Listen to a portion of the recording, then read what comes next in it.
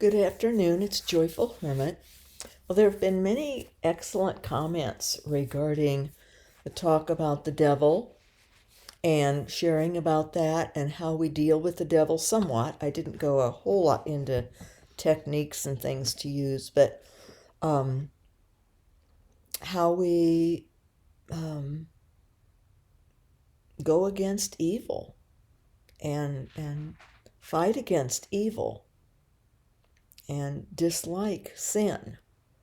Um, but other different topics came up, and uh, somebody brought up a good point about, you know, within ourselves at times then we feel like we are going along with evil if we're, that there's too much forgiveness.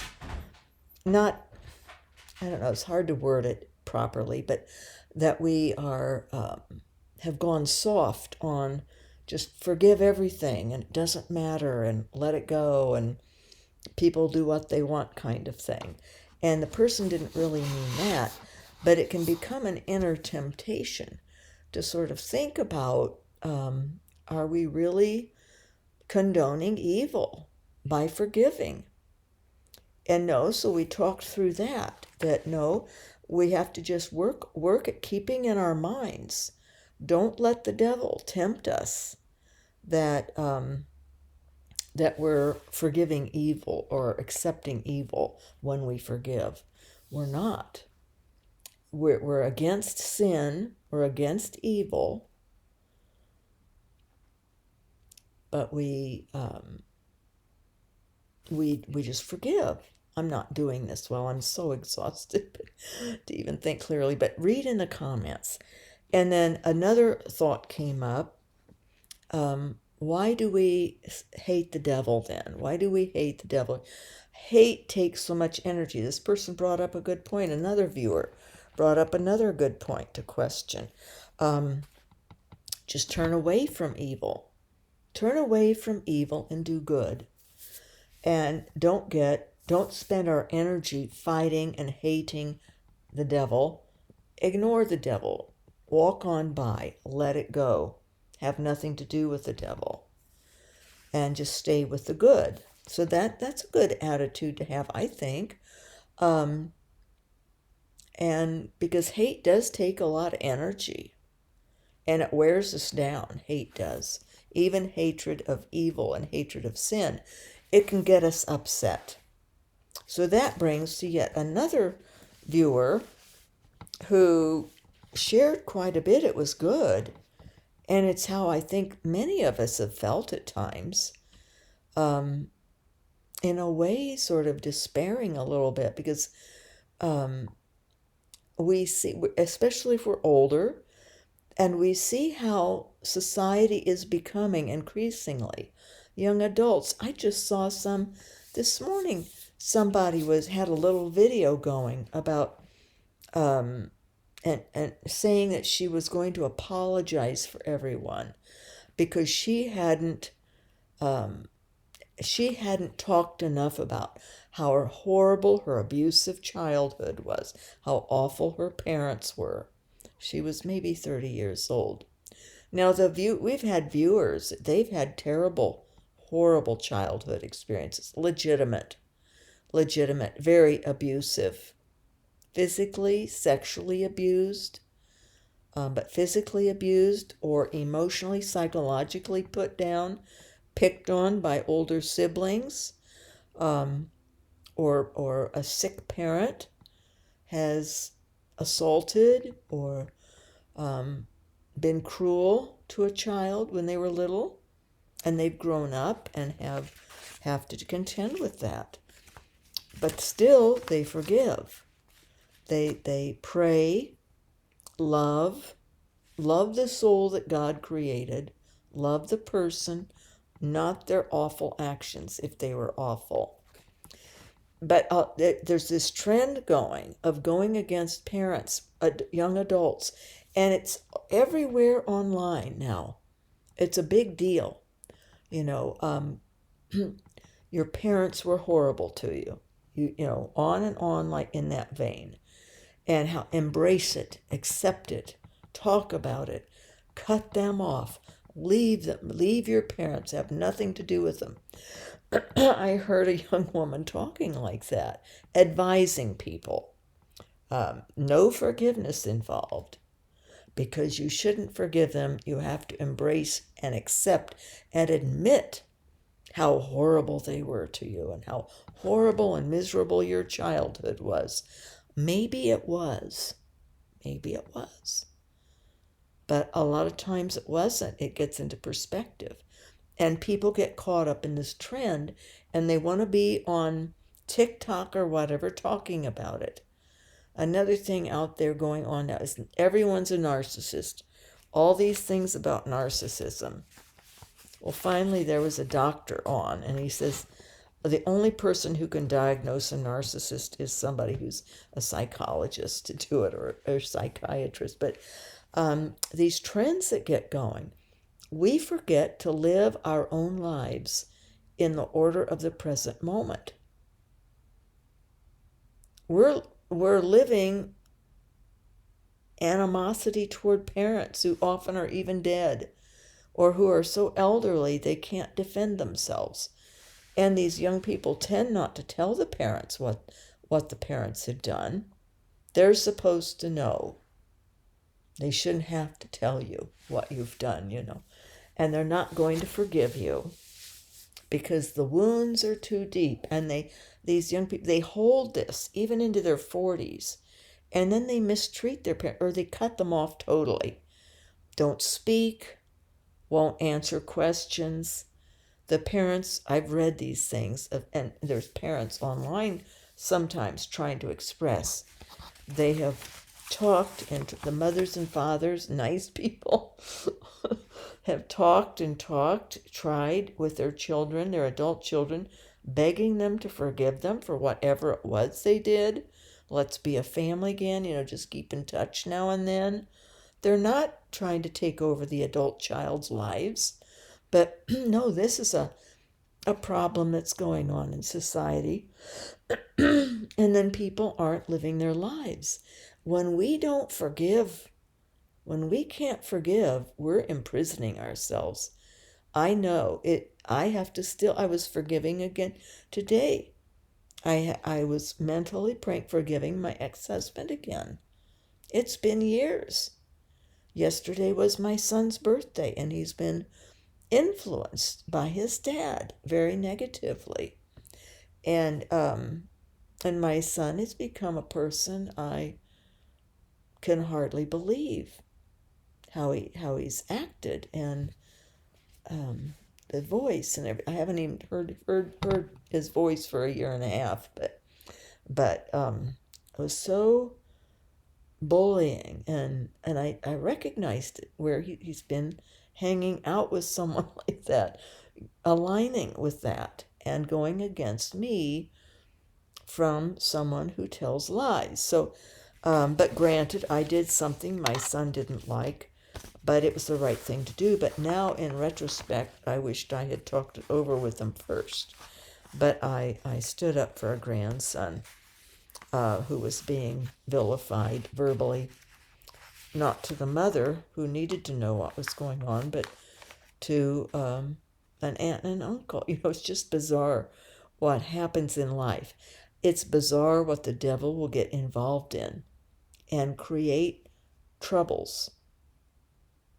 And by praying, loving, and forgiving these problems that come up, you're really pushing the devil away, which is a good thing.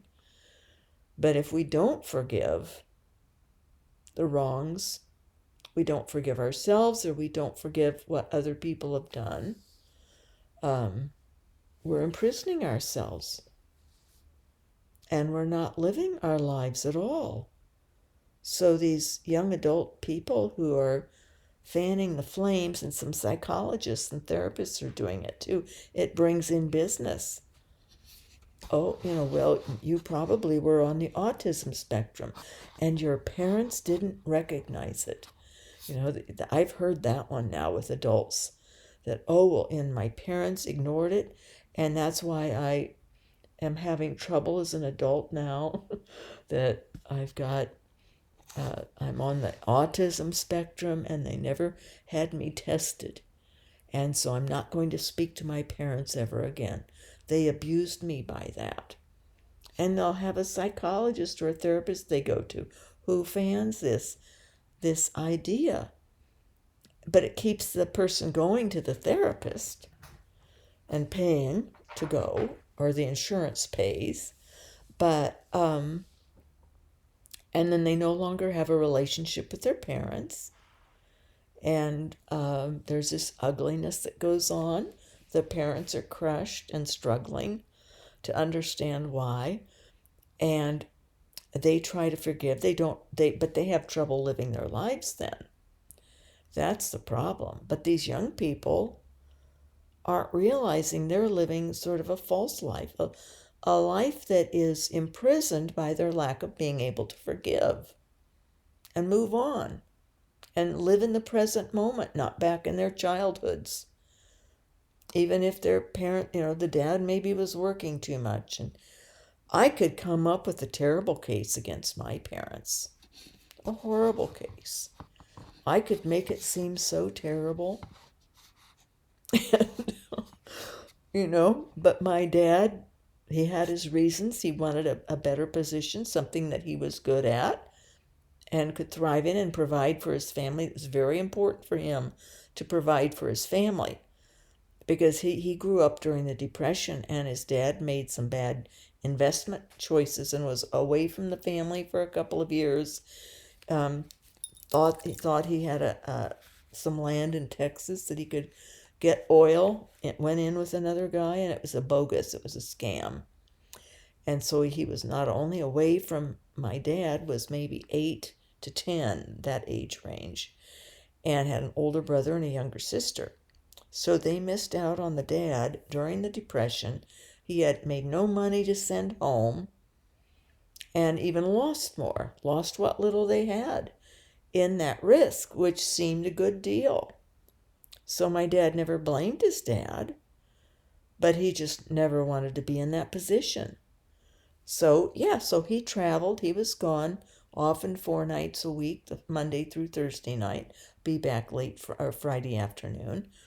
He had a drinking problem that was hereditary, but I could really make up on that one. Wow, I was a child of an alcoholic parent. Well, he stopped when I was 11, but I have an older sibling who has carried that all through, going on 78 years now. So, well, not as an infant she did, but she'll be 78. But still, that's a thing that is harps on, and maybe it did affect. But how long are we going to be imprisoned? And by not forgiving, and we have to do it sometimes 70 times 7 or 77 times 7, and just keep on like me. Something will strike me and hit me, a flashback, or as my health is getting worse. And, I think about that accident and how much harder it was to keep going without another person helping. With my back damaged and my neck and everything. So, my income went down like 75%, or from our double income, because I needed to get back into teaching so that I would be home for the children more after school. Administrative job, the one that I was offered, we would have had to move back into the LA area, but it was a dean of students of sort of a rougher district. And it required 2 to 3 nights out at sports events and handling discipline. So at these events. So we could make up all kinds of stuff and just keep ourselves imprisoned back in our childhoods. My mother taught. She went back to college when I was 2, maybe it was 2 years old. So my grandmother basically was my main person. she's who I remember. Well, she was a lovely person. How lucky am I? I had my mother, somewhat. She was reading and studying and going to classes. And had two other children in the house, management, and my grandmother there. And she had to study. And then she went into teaching when I was in kindergarten, full-time teaching. And my grandmother was there. And then when I was in school, I think my grandmother maybe left when I was in second grade or something. Went to another one of her children's families to help out. But it's perspective. But I could make it seem like I was warped by my childhood or my mother's temper. Now, my two siblings were greatly affected by that. And the one, I probably legitimately so. I don't know. All I know is I remember my earliest memories of that sister. She was 3 years older, not quite 3 years older, was that she was very sad or would get into moods and do things and then get into trouble or cause the rest of us to have to sort of wait until she got out of this bad mood. And I was always trying to cheer her up when she'd get down. That was sort of how I got into that role. And maybe it was from my mother's temper. I think she thinks that's what it was. I don't know. I don't know if my mother had that temper. I don't really remember it. I pretty much was on my own a lot, or with my grandmother. So I don't remember until elementary school. I remember my mother's temper. And I just learned to get along, to be a pleaser, which didn't hurt me any. I liked pleasing people. So this is just how sin can hold us. I mean, we become part of the sin when we don't forgive. We practically create ugliness ourselves when we don't forgive. And it's more than just saying I forgive. It's having that healing. And obviously with my divorce, with that was so much trauma around that whole period and ongoing. When someone says they're going to spend their life making sure your life is destroyed, they don't stop. And granted, I'm not harassed, but he does things that like caused my relationship to be severed, in part by lying about me. And my son believes it. And then he finally found something he could gang up on me about, the son himself. But I forgive him, but the way the son was acting was too much like the person that I, was a terrible situation. So I don't really miss it. I don't want that kind of relationship again. So if it's going to be like that, a repeat of being bullied and yelled at and erratic, you don't know if the phone call is going to be pleasant or the person's going to complain and blame me for, Catholicism or whatever is the beef. And say mean things to me, which has happened quite a bit, off and on over the last 18 years, very mean things, hurtful. Who wants that or needs that? So you forgive, you let go. So we have to let go often what we forgive, and we let go. And as far as this adult estrangement from their parents and blaming everything in their childhood on their parents, I could blame that my parents didn't fight hard enough to keep me from marrying, or they, my mother was really, had a different idea of who I should marry. money was very important, or security, or I don't know. Anyway, and often didn't like my dating, and I didn't date much. As a result, in high school, it wasn't worth the hassle. Uh, and my mom was a teacher at the high school. That made it a little bit awkward too. So I dated some in college, but and not a lot. Then I just wanted to get through because I realized I don't want to get seriously involved. But I didn't really have a lot of good experience with dating, or no one longer relationship, but that ended in disaster. God never really wanted, but I could blame my mother for that, because she would, if she didn't like someone I was dating, she would break it up. Just, I mean, like high school dating, even, she broke up a couple of friendships out of her fear, though. She wanted to make sure I got through, that I didn't get tied up. She had that fear, more controlling. It was a temper. That was the temper problem, because she had lost control when she was a little girl at a very vulnerable age. Her dad died, and she nearly died just a few months prior from a ruptured appendix back in the 1920s. So there's reasons why parents are as they are. And it behooves us, especially when we're adults, to give them a big pass, unless there is sexual abuse or I'm talking horrible abuse, mental and psychological abuse, not people's natural flaws. And we all know no one's perfect. But my parents were wonderful, moral. They taught us, they provided. My mother always had opportunities for us, that she would get my dad to do, travel, or and stood by us if anything ever happened. My dad very much was insistent.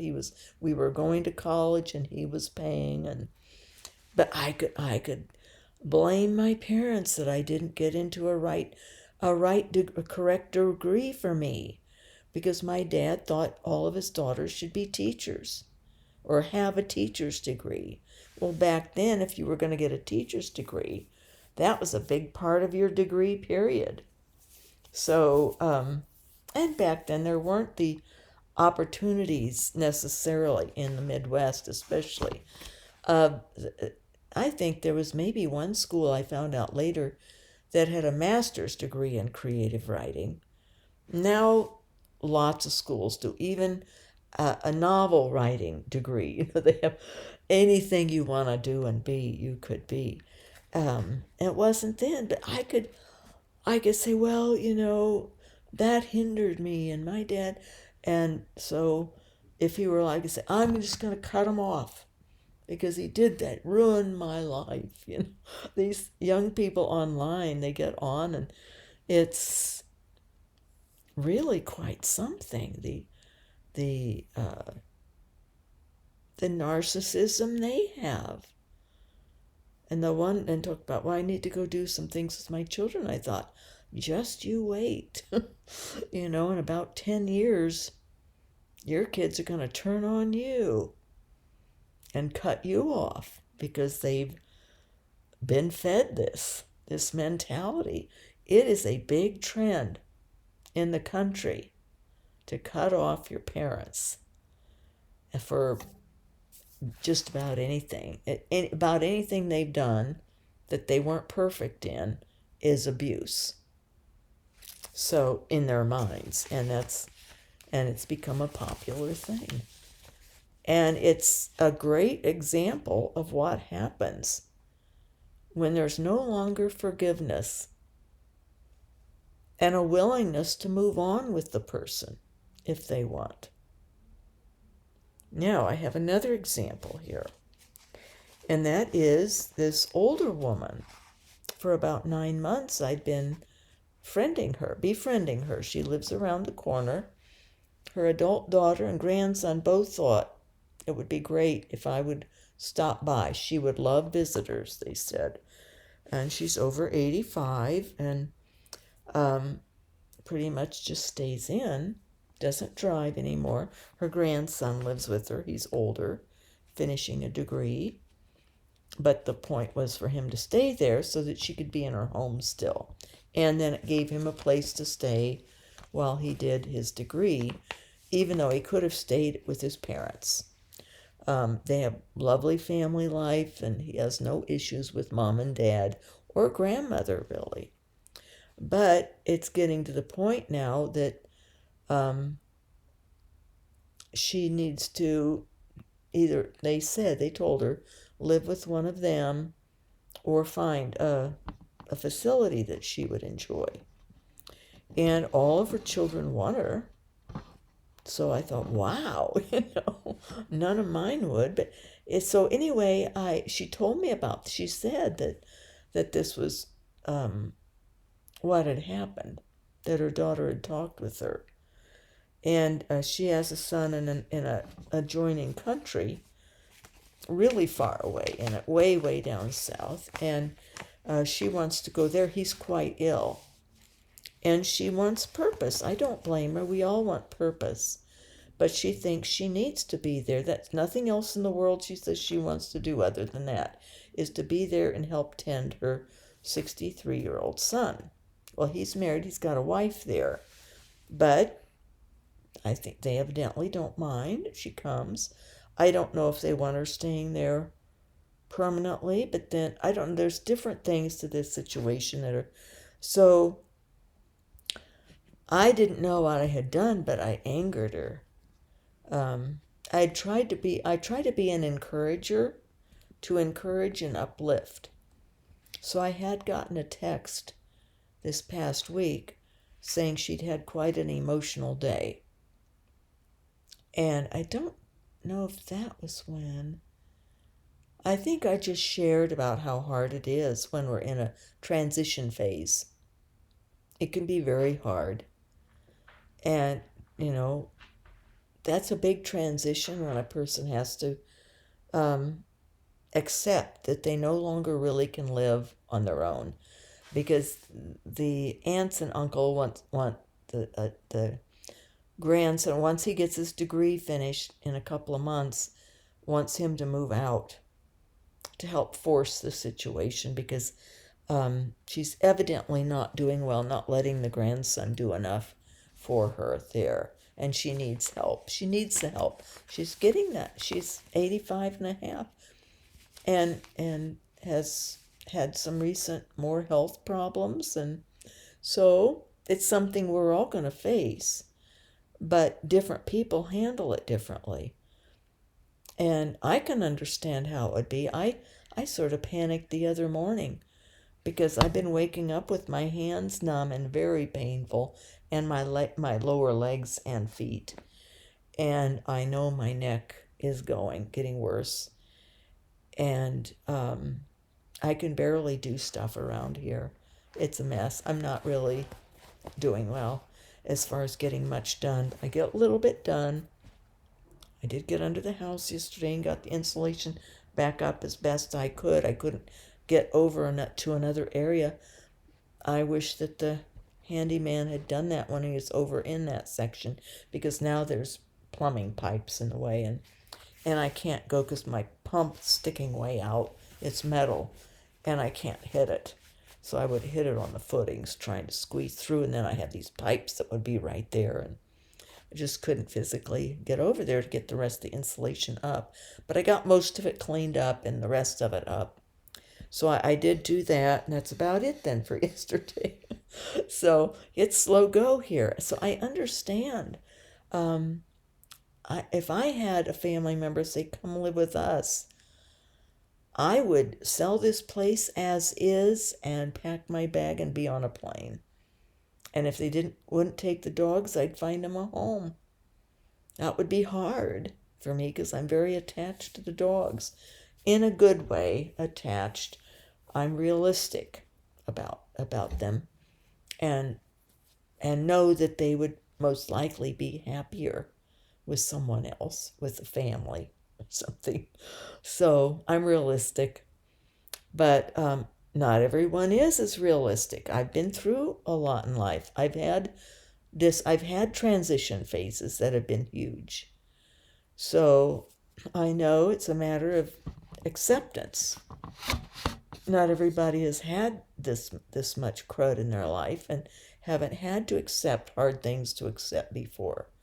So she's struggling. My friend is struggling. But she texted back and it was nasty. And she made it clear I'm not her cup of tea. And said some hurtful things. But I can be realistic and say, well, they're in part of it's true. I don't know about having a strong personality, but perhaps I do. I've had to be through a lot by myself with God alone. So, but she doesn't like strong. And before she had sent an email, maybe a text a couple of weeks ago, I wasn't to talk religion and only use 1 and 2 syllable words. That she didn't want longer words. Well, she's getting stressed. She's intelligent and all, but she's getting stressed out. So that was too much. She didn't want to hear them or read them in my text. Well, I can't keep track of what words I use. Relentless has 3 syllables. It just, so it did sort of put a damper. I didn't really want to, I was invited there and I realized I didn't want that stress myself, not only of sitting, which causes more pain, which I will do for someone if there's a need, and I had felt there was, that she needed some company now and then.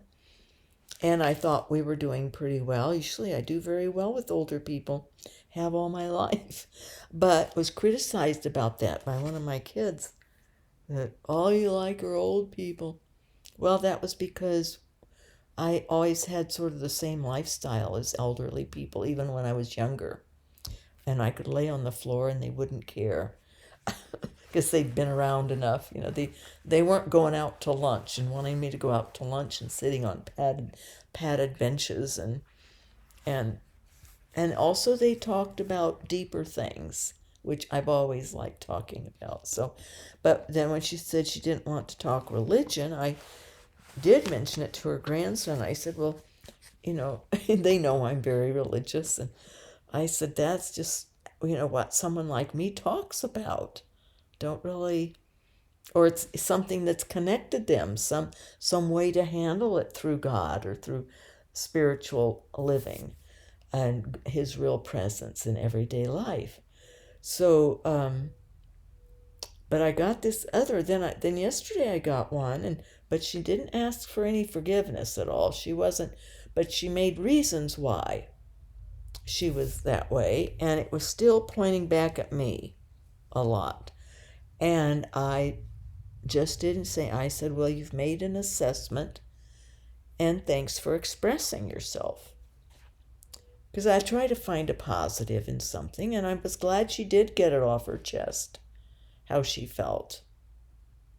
And so that I would know that she wasn't at all happy with me. And then I wouldn't feel that I needed to use more energy of what little I have to keep encouraging. But part of this thing yesterday was saying that I had caused it essentially by asking her if she'd gotten her tickets yet. or when she was going back, no, I guess maybe when her tickets were. The last thing I'd heard, or one of the last things that she had texted, was that she wanted to go and be with her son. That was there was nothing else in life that she ever wanted to do again, was but to go there and be there and help him, keep him company as he suffers with COPD. He wasn't a smoker or anything, but and I was sort of taken aback because I had one time mentioned, well, have you asked the Holy Spirit to guide you in what you're to be doing? And she says, oh, well, that's a good idea, but I don't know if she did. I don't know. But when it was that's the only thing in the world she wanted to do with her life from here on out was be with her son and help take care of him. So I knew then that she was thinking of self, what she wanted to do, wasn't thinking about if he wanted her there all the time or if his wife wanted her there all the time. Because with the health issues, she could end up having to be hospitalized there. And his wife couldn't leave him to go even tend to the mother. So I don't know what was going on in the mind, but I don't think it was being super realistic about risk factor at that age, and considering she'd been hospitalized recently. So there were lots of different factors, but I thought, well, I'll just go along with what she wants, because she'd said she'd had this emotional day. So I'd written about, had you gotten your tickets? Or when are your tickets for? When are you? And she thought I had ulterior motives or something. I don't know. She wrote that, and she didn't use the word ulterior motives, but that was what set her off, that I had asked, and that she thought I meant bad by it, or I don't know how, but I responded, said, no, I only knew that was your happy place, where you want to be most of all. And so I just asked, because she had said she was going to get airline tickets to go. So I thought, well, that's something to talk about that's not religion, and something she wants to do, and I could encourage that thought. And I thought she'd write back and say, yes, I've got them for the 18th or the 16th or something, and I could write back and say, wonderful, because I know this is what means so much to you, and I'll pray for you. But no, I got this sort of personal attack on my personhood. And I forgave her, even though in the end analysis it was still my fault, although I did make clear that I did not have any bad intentions at all by bringing up her going there, other than trying to make her feel better, and after she'd had an emotional day, that would be a positive for her. But we just never know. And when people are going through tough times and major phase transitions, and then we don't know how people are going to react anyway. Some people take it a lot harder than others. But my last thing then was the pray. I'll always pray for you. I'll love you. I didn't say I'll forgive you, because she didn't see that she had done anything wrong at all by what she had written to me.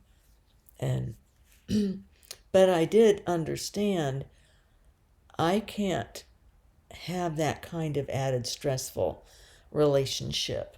So we can forgive, but I'm not going to step back in. If she contacts me, I will continue encouraging, but only say, I'm praying for you, or something like that.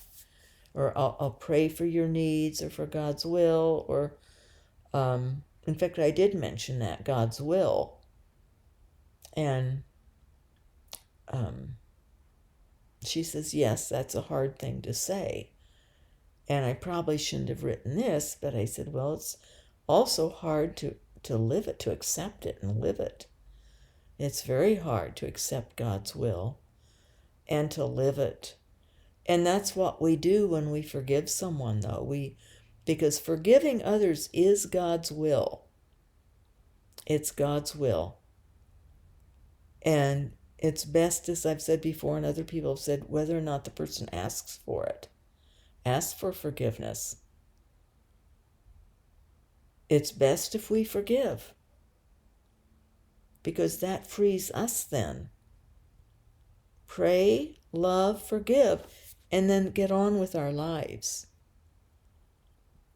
When there's consternation with someone going on, something has happened that's hurtful or wrong, or we've done something wrong, or they've done something wrong, or it's a mess.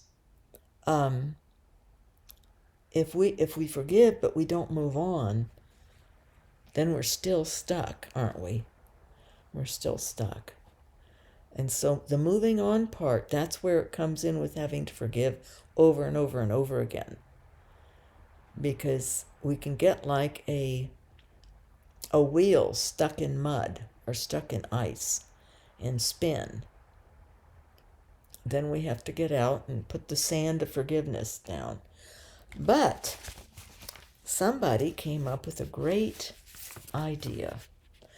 And the person had written, really probably an assessment many of us have felt, more extreme, I think, but in reality, I know he wasn't meaning every single young person, but he wrote it as if the discouragement he feels of young people who don't care, they don't try, they're and they've turned away from God, from church. They don't obey their parents. Well, I think the social media has a lot to do with it. Social media is spreading this trend of not forgiving your parents and of anything, and taking any little thing and building it up into a case of abuse against yourself, or a marred childhood that has thus ruined your life, your adulthood. And so you have to get clear of them, have nothing to do with them, so that you can live your life. Well, we can forgive someone and still have a part in their life and live our lives too. I have people like that, and people who've forgiven me and are still part of my life. We're living our lives. But I will say, with my children, that upset me so much that I pretty much stopped living freely what God wanted of me, and was focused on trying to mend whatever I could that I didn't know what it was. And as it turns out, isn't fixable, because they don't want it. They don't want the relationship. Two of them don't. So I have to let go. You have to let go. Forgive them, plus move on in your life and leave them alone. And that's what I'm going to do with the woman. I'm leaving it. I'm praying and leaving it. Because I can't meet the dictates, and I can't change who I am. My personality and my vocabulary, it's sort of an innate thing. Vocabulary is. That's 4 syllables right there. So anyway, so this man, though, viewer, was, and he's wonderful, spiritually adept and all, and sensitive, but this was a major gripe he had about people coming up in society and how it's taking us down. They're not living good lives, and disrespectful, and on and on. But it isn't all of them. So I had written back and said, but remember, it's not all young people. Not all. Well, he took it so well, what I wrote back, and realized, yes, that this had bugged him. This, and we can get bugaboos going in us of things that we notice out in society that really trigger us. I have them. So that's why I really liked what he wrote. Oh, it's on my phone. Put it on my phone. He had this marvelous image. I want to share it with you because I think it's good for all of us. It's an image. It's a metaphor image that we can keep track of for ourselves when we get into these modes where things seem too despairing, and the world seems to being degraded by different groups, different types, different cultures, um, different political parties, or different age groups, like the youth. So, he wrote that he's going to keep a rose in my mouth, in my teeth, to keep, this is what he was going to do, in part to stop this upset and focusing in negatively on young people and how they're acting in our society and dragging it down. And some are. The drug culture and social media can be ugly, porn and different things. And the hate that can go on online. Online bullying is terrible too. And a lot of it's with young people and young adults in their 20s, early 30s. A lot of these reality things they're doing. I thank you and will keep a rose in my teeth to keep me from speaking out my unhappiness with people. And at the same time, the rose will remind me to forgive, as the rose is beautiful, but also the thorns that prick, as this is all part of life. So true. Forgiveness has, there's thorns that prick us. It's not easy. I feel the stem is life itself, long and moves upward toward the desired flower, which to me is our Lord and heaven. The scent of the rose is of Our Lady, Mother Mary Most Holy. The thorns will remind us of Jesus, and when we bleed from a prick, it is a good reminder of his blood he shed. The roots go deep and strong and produce good plants when the season comes, and the flower feeds the many insects, and some produce honey from it. I hope this comment is left so that they may read your response, which will help to teach. Or not me, I like his response in this metaphor. I do forgive. I have been burnt by what we call friendship in our society. He's been burned by people, including family members. He's been burned. And there's others of you who have had horrible things from family members. So he's replaced it with general love for all people, and will stay out of it all to not contribute to conditions, but will in a drop of a hat, offer messages and teachings as they come to my mouth from the Holy Spirit. And he happens to be a hermit. And I think that's what God has called him to be, like God called me to. There's some of us who weren't really meant to fit in with the world that well. And we're still out in it some, but it's not our natural habitat. And God has us doing other things. He has us being his, praying and forgiving. But so I like this rose image. I think it's great, and the meaning of it, and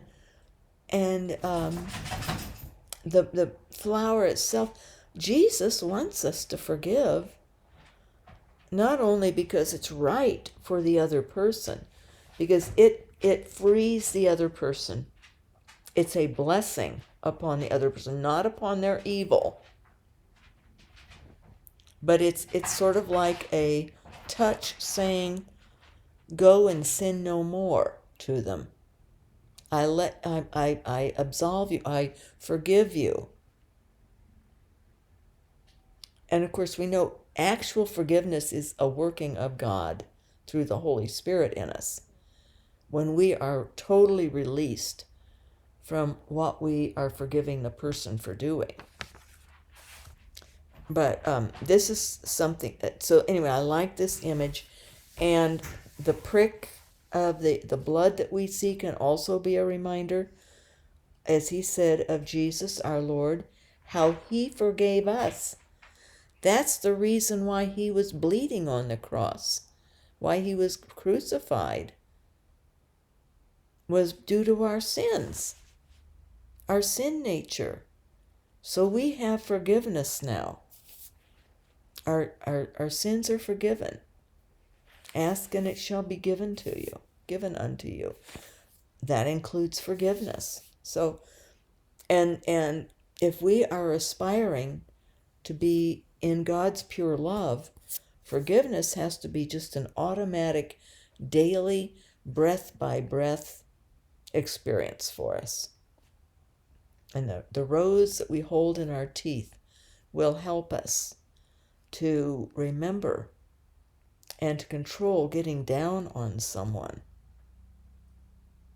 Now, if this woman really needed me and would express anything about, well, you don't bother me that much, even, I would go to her in a flash.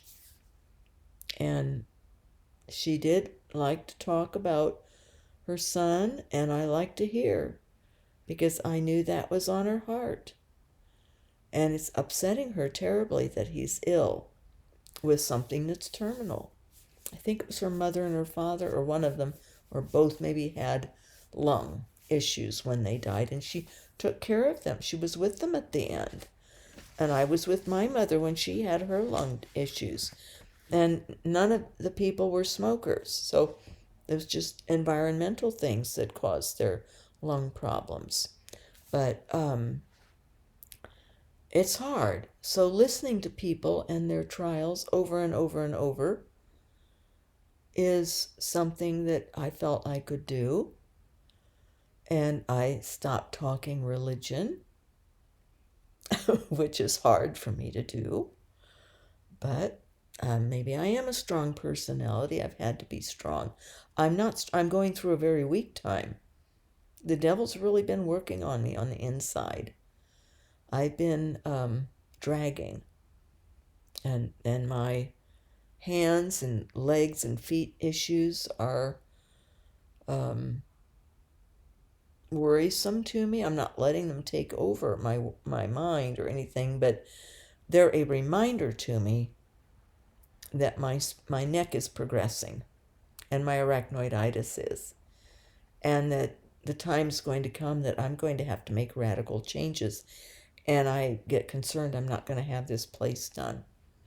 And I don't have people who are going to help me do it either, or even clear it out. So the other morning I did have a bit of a panic, a sense of reality shock.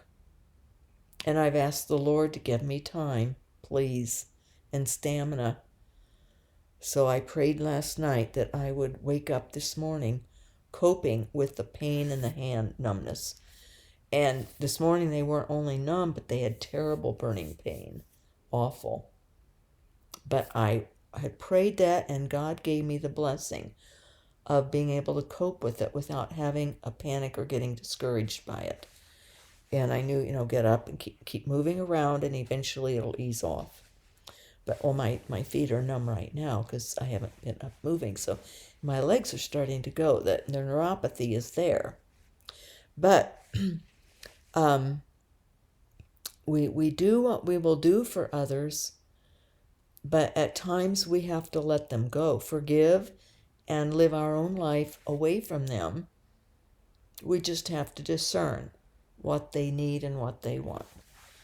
I would never do that to a parent, ever. I didn't to mine. I was always grateful. It's a matter of attitude and understanding people. I always understood my parents' childhoods. I'd ask questions and find out. And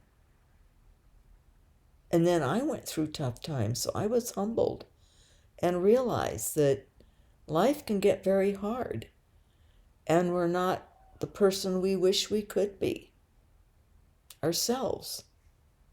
I know we'll make mistakes, and we have. But when we're not forgiven, it's tough. And that's also a good reminder with the rose. If we don't even have a rose with us, and we don't forgive others, it's cruel. if you've not been forgiven for something, you'll know what it feels like. Um, it's hard. I can't imagine life before Jesus and what it was like for people to know that there was no forgiveness for them, no salvation.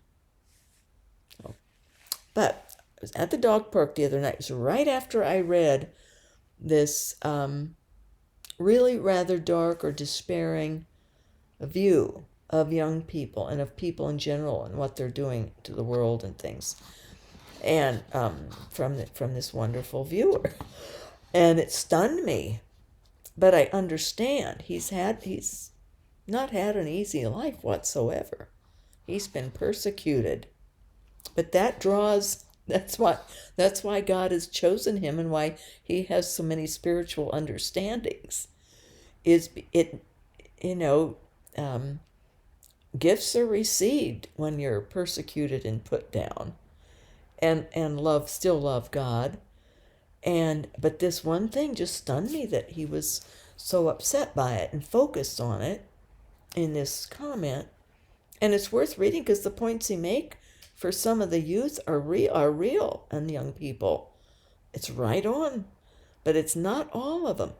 So I was thinking about it, got the dogs to the dog park. No one was there. But then along came three young guys. Two had a pickup and one had one of these low, souped-up sports cars that made loud sound when it drove.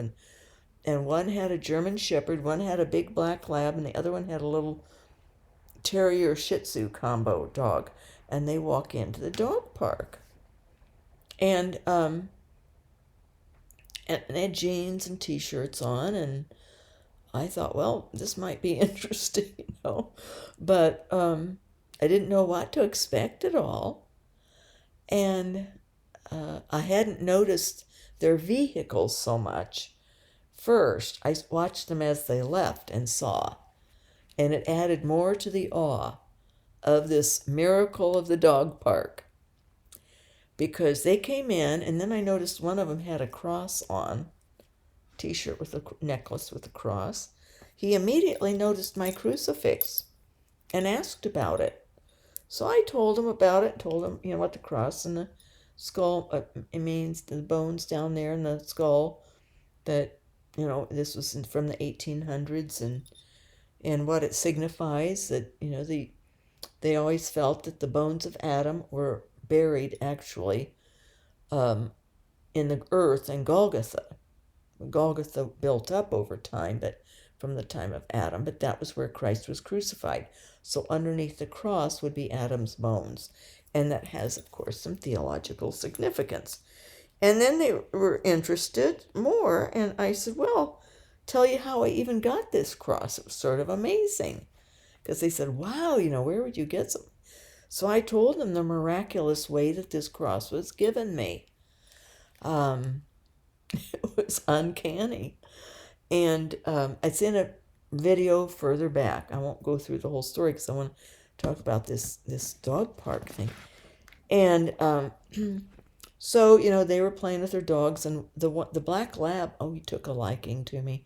He was so friendly and all, and that they were having fun, and it was Lovey's birthday. It was Friday evening, and I had told Lovey and Mercy that we'd have a birthday party at the dog park. Then when we got there and there were no dogs there, I said, well, just be us at your party. Then these three young men, they probably, I'd say 18, 20, 19, 20 years old. And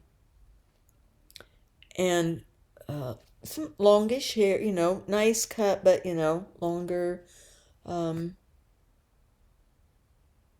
Just guys, I've never seen any like them at the dog park together, a group of guys come in with their dogs in separate vehicles.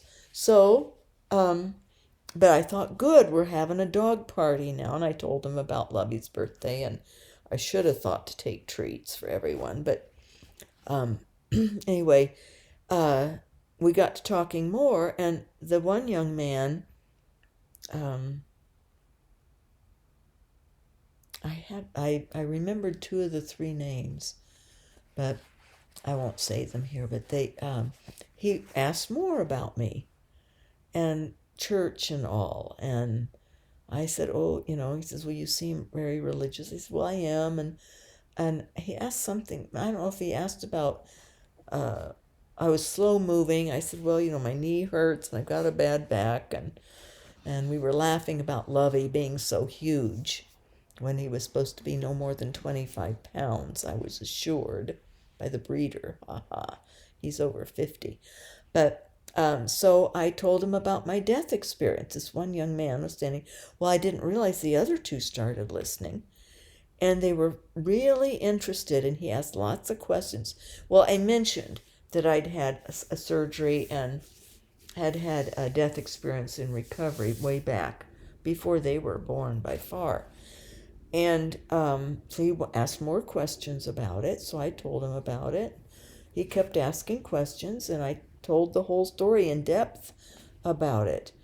And they really liked that. And then talked about, I said, well, what church do you guys go? Do you guys go to church? Oh, yes. And they were wonderful young men.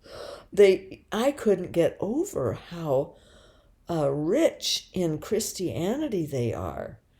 And they talked about other things, their lives. They're just the nicest young men.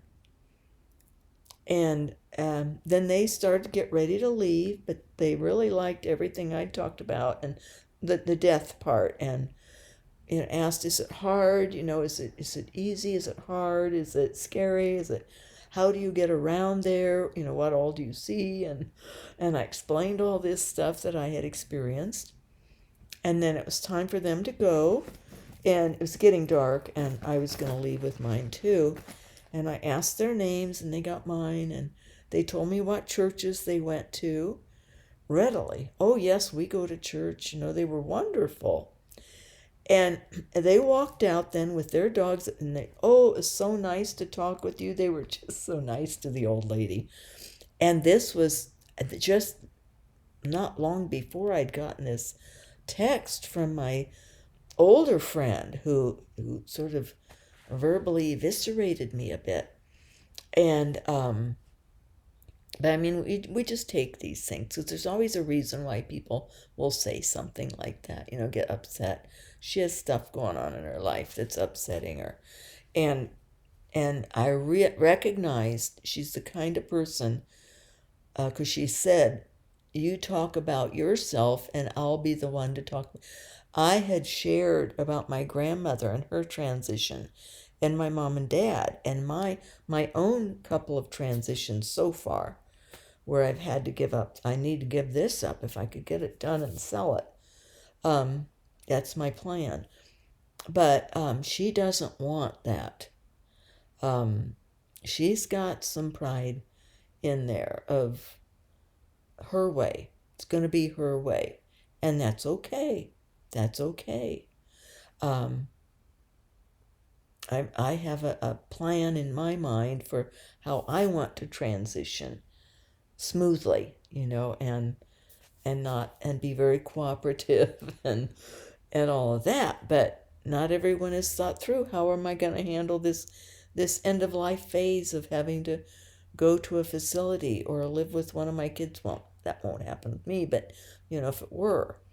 So it is a transition, but and I will say it's been 10 years ago, or at least 12 years ago, a daughter did offer to have me live in a pool. They were going to get a place that had a studio out by the pool. And I wasn't ready for that. I wasn't ready for a studio. And I wasn't going to be able to have my big gardens and all. And I was still attached, wanting to do gardening, which I still like. But yeah, so I know what it's like to,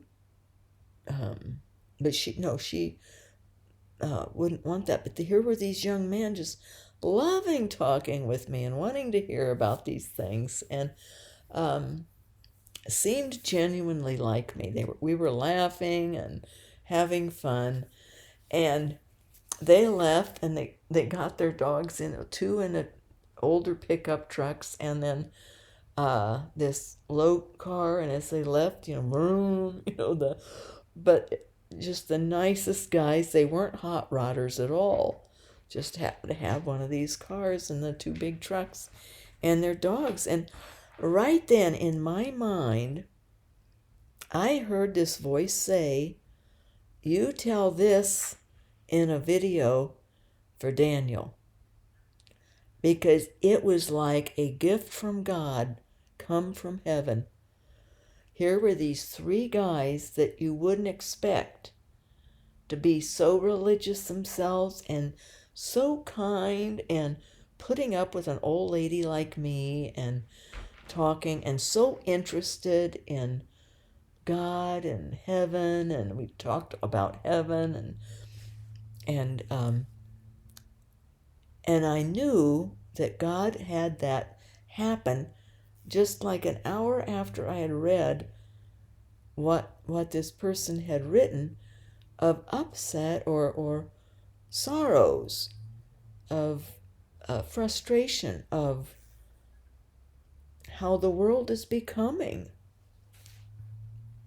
And so God was giving me these examples specifically of youth, and of youth that this man would love.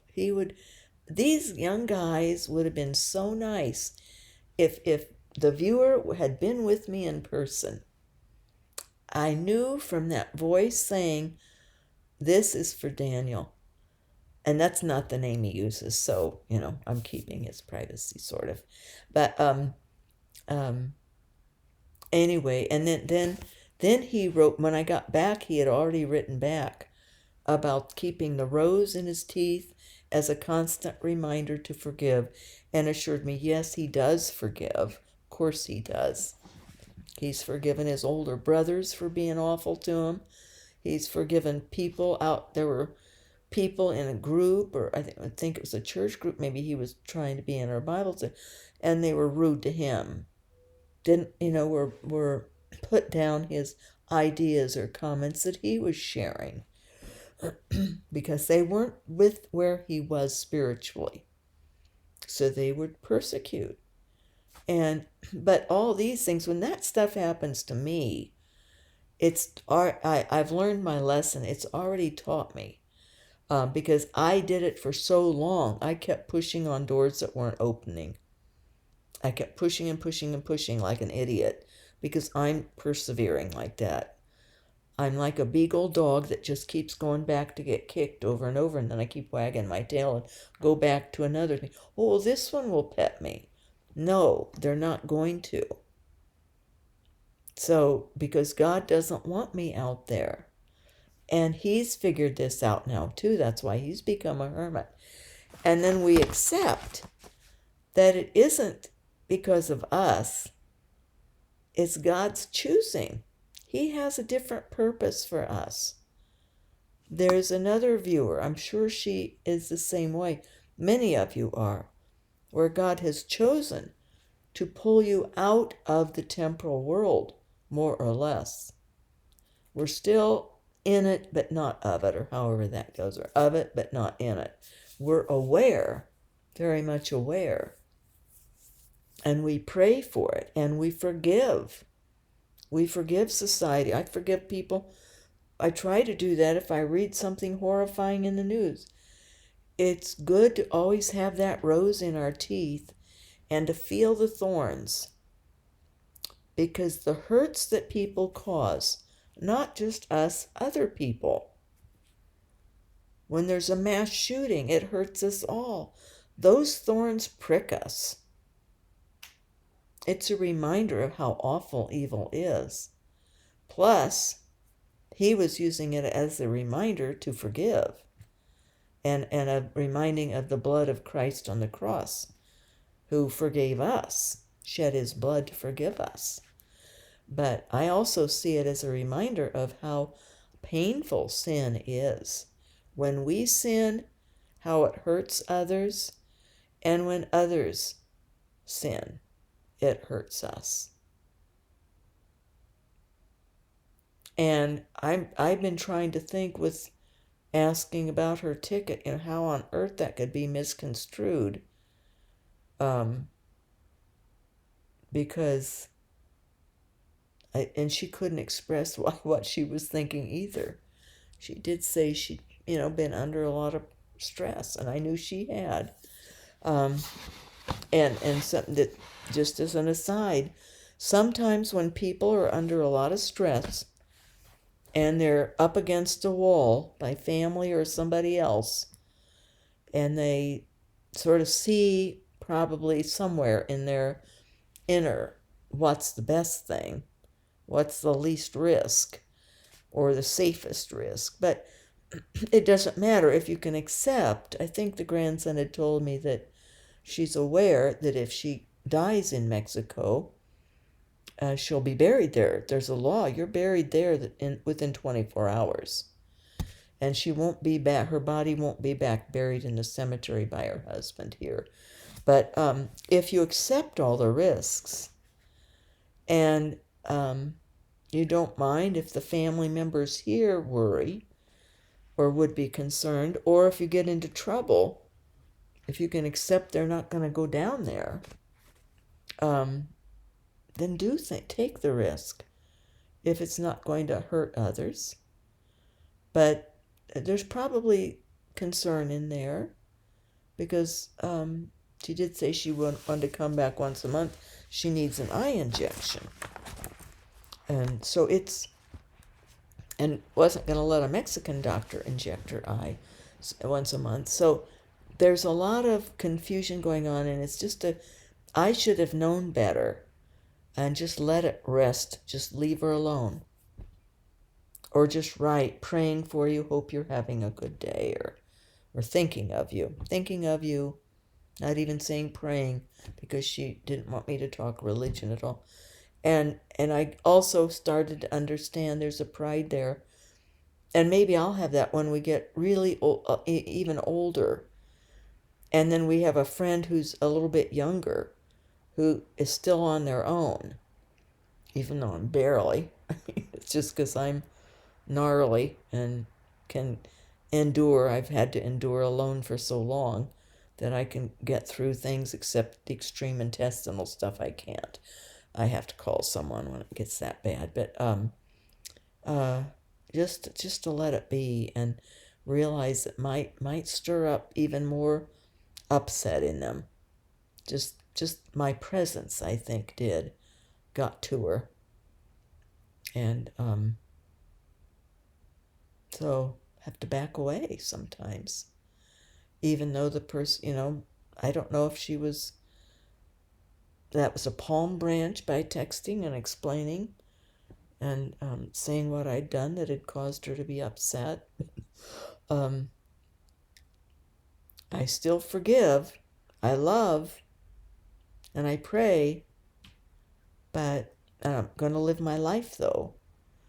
And if it includes something more I can do, or if not.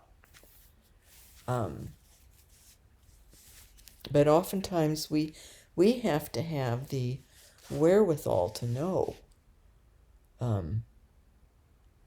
that the forgiveness may not lead to a reconciliation on earth. That people can still decide, no, I don't want that person around or in my life. I don't want to hear from that person. So we have to then back off and accept that. So forgiveness is no guarantee of ongoing relationship. I guess that's the fast way to say it. But trust that was the miracle of the dog park immediately, and then that voice at the very end saying, you've got to tell this, let this person know. Here's three unexpected young men and it was like having they were like angels. They were so nice. They were so kind to me and just gathered around and talking. the adults there, they, go do their thing with their dogs, but these young men were interested in what I had to say, uh, and then when he says, "Well, you must be Catholic," the main one, um, Ronan, I think, and he says, "Well, I'm Anglican, I'm Episcopalian, Anglican," and I'd been by that church, and there was no negativity about Catholic, nothing bad. They were all just such good. He was so polite, and the other two go to, I think, like a more of a non-denominational church. Those two go to the same one, and then I noticed they all had crosses on. I looked more, and just lovely. The nicest people I think I've met at the dog park were these teens, 18, 19 years old, maybe 20, but and typical with their vehicles. That's typical teen, and so there's hope. There's hope. That's the message. Is forgive the ones that aren't like these wonderful angel guys, and hope that the rest of them will follow suit. And these young men volunteered all this information too. They were delights, kind, and everything positive that had been written that had upset, and that upsets me too when I run into some rotten ones. So we've got to keep hopeful and keep positive. And that was the point that he was making then, with the rose, that it's a reminder to stay positive. Then he even wrote later that he's going to go to sacramental confession to even make it official, because he's gotten so into this forgiveness thing now and being positive about people. Because he's getting it. He's this man, this viewer, gets the spiritual view. He already did, but this one segment is opening up, like the sun bursting through the clouds, like Christ in light coming to him and enlightening his spirit. So he's getting it. So, and that fed me thinking, when I have something that's big, that is breakthrough big, that it would be nice. I could go to sacramental confession with a priest. There's a power in confession. I always loved confession. I don't care what you think about it temporally. It works. And there's a mystical grace in that process, and a therapeutic grace in it too. It's a very positive experience. God bless His real presence in us, and I've yammered on. I'm going to now go and try to work on, I have to do some wood cutting, and I've put the top back down, the subflooring back down on the wood floor, because a different handyman I had, one who lasted one day, cut the opening in all goofy pieces. I had said, we'll just cut it in a square and so we can put it back in. But he's the one that wouldn't listen to me at all. I can get frustrated about various groups of people. He was, I think, 52 years old, this man. He had been in the military, Army, and he had been, he's a x-ray tech, but does this on the side, some handyman stuff, very expensive. He won't listen. He does it his way.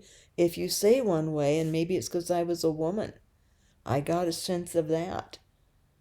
that he wasn't going to take anything from a woman, that he just cut that thing up into bits. So I had to then, they don't make that thickness of subfloor anymore. So I had to get two different widths, and I put the construction glue and screwed them down, and I have weights on them. So they should be good and dried. Now I did that yesterday, so to fix that hole, where if you just cut the same spot out, you don't have to. You just put the board back in. So I can get frustrated. I'll forgive the handymen. None of them asked. This man, and he charged me extra even. And then he got some supplies and charged me for those. And it was an awkward situation because he works also for my pain doctor.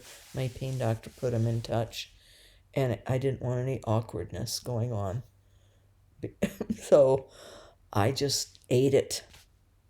I just took my punishment for having trusted this guy to do right, and he didn't. He messed up stuff, so took way too long and way overcharged me. So I've got that can get to me too, and I can think, what's the world coming to with workers and with sick people? That handyman had a woman friend for several years, and he told me very proudly he makes her go to therapy with him every Thursday. Same time every week, all those years, so that she'll know what's wrong with her and can correct them. Correct the problems. Yeah, he told me that. And about that time, I was thinking, can I even last a day with this man here? Because I'd asked him to keep the tub in there. We would cut it in there and take the pieces out.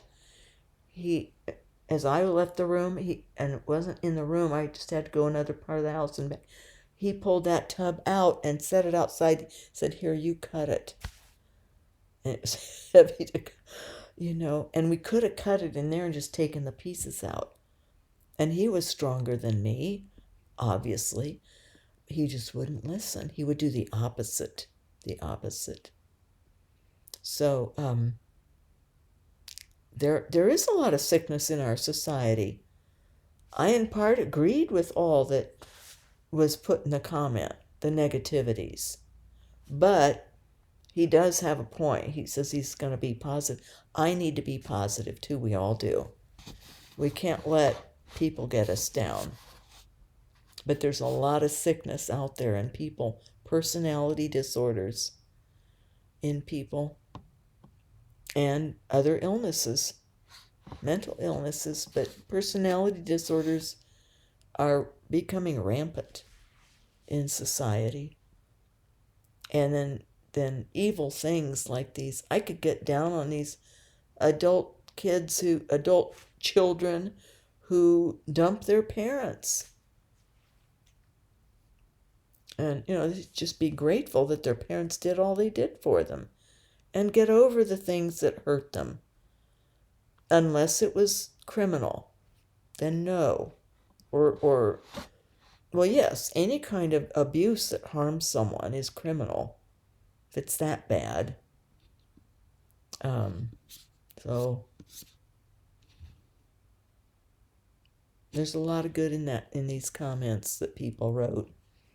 And let's just keep forgiving and then do our discerning accordingly as to, and accept if the relationship doesn't continue when we forgive, or if we're forgiven. Somebody might forgive me and then still not want to have anything to do with me. So we just accept that humbly.